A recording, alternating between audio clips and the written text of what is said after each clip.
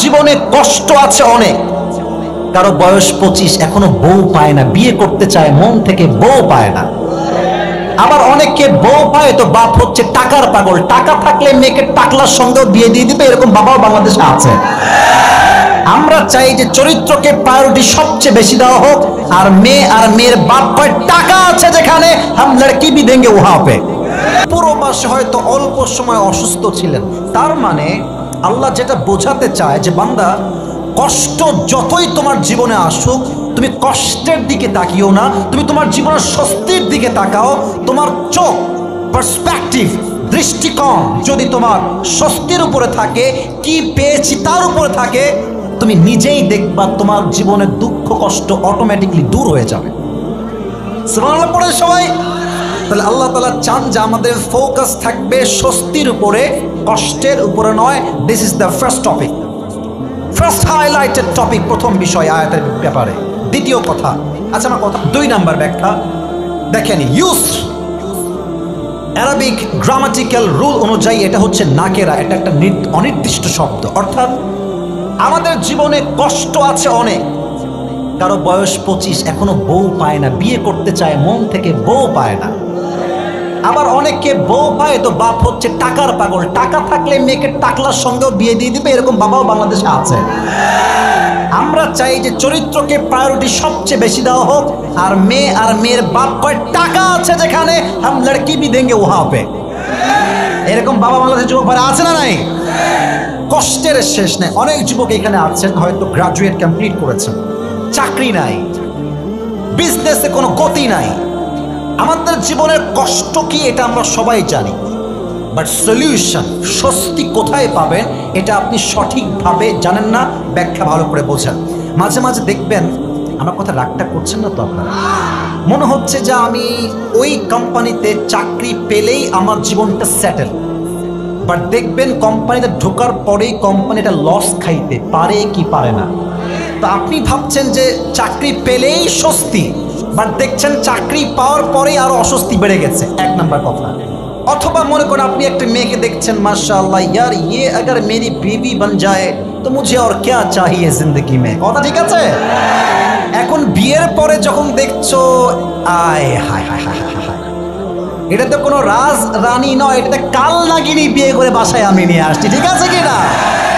তো তোমার যেটা মনে হচ্ছে স্বস্তি আমার জীবনে আসতে পারে, এটা মাঝে মাঝে তোমার জীবনের স্বস্তি নয় বরং সমস্যাও বাড়াতে পারে, ঠিক কিনা বলো? তো আল্লাহ বলছেন, বান্দা দেখো আমি তোমাকে বুঝাই বলি, স্বস্তি তোমার জীবনে তুমি বুঝবা না, বাট আমি তোমার জীবনের স্বস্তি এমন ভাবে দিব যেই স্বস্তি তোমার জীবনকে ব্যালেন্সড রাখতে সহযোগিতা করবে। সুবহানাল্লাহ বলেন সবাই। তো স্বস্তির বিষয়টা অনির্দিষ্ট। আল্লাহ যে কোনো বিষয়ে আপনাকে স্বস্তি দিতে পারে কি পারে না? 2। 3 নাম্বার বিষয় খুবই মারাত্মক, এটা ভালো করে বুঝতে হবে। 3 নাম্বার বিষয় যে বুঝবে তার জীবনটা সত্যি খুবই সহজ হয়ে যাবে। ফাইন্না মাআল উসরি ইউসরা। আচ্ছা দেখেন তো শুরুর শব্দটা কি? ইন্না। এটার নাম কি? আমি সবার থেকে, যারা আরবি ভাষা বোঝেন, যারা বোঝেন না, I want the answer from everyone at the same time. সবাইকে বলতে চাই শব্দের শুরুতে আছে ইন্না। বলেন সবাই কি আছে? ইন্না হচ্ছে এমন একটা জিনিস, আমি কোনো খুব বেশি ব্যাখ্যায় যাব না, জাস্ট এতটুকু বোঝাবো। ইন্না কোনো একটা বাক্যের সন্দেহ দূর করতে আসে। অনেকে দেখবেন যে হতাশ, না আমার মনে হয় চাকরি আর হবেই না, ধুর আমার মনে হয় জীবনে বিয়েই নাই ভাই, বাদ দে তো এইসব, হতাশ হয়ে যায়।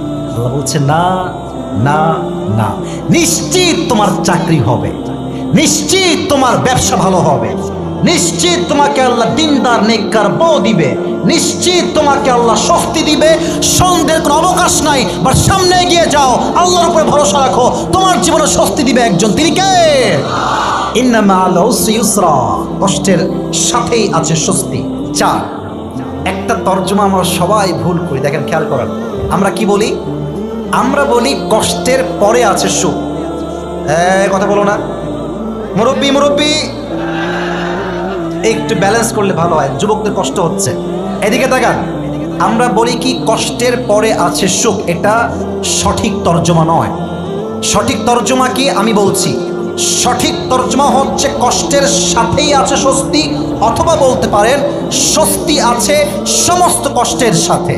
যদি এর অর্থ তো কষ্টের পরেই আছে সুখ, তো আল্লাহ কি বলতেন? এদিকে তাকান, ফাইন্না বাদাল উসরি ইউসরা, ইন্না বাদাল উসরি ইউসরা।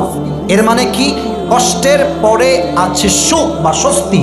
আল্লাহ বলেছেন তা নয়, বরং ফাইন্না বাদা উসরি ইউসরা নয়, বরং ফাইন্না মাআল উসরি ইউসরা।